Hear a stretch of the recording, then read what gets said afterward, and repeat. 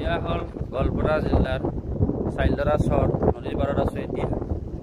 আছোঁ কি কাৰণত নিশ্চয় জানিছে, আমাৰ স্কুল ডিউটি ৰাতিপুৱাৰ স্কুল টাইম হৈছে। স্কুল আহিছোঁ স্কুল আৰু আহিছোঁ কেনেকৈ নদীটোতে পাৰ হ'ম। এই নদীটো পাৰ হ'ম কেনেকৈ, ইয়াত আমাৰ এখন নাও আছে, আমাৰ স্কুলৰে চকীদাৰৰ নাওখনতে পাৰ হ'ম। অলপ আগত নাওখন আছে, মই নাওখন দেখুৱাম বাৰু। এইফালে আছে আমাৰ আগত এজন ছাৰ গৈ আছে, গুৰুদীপ ছাৰ গৈ আছে।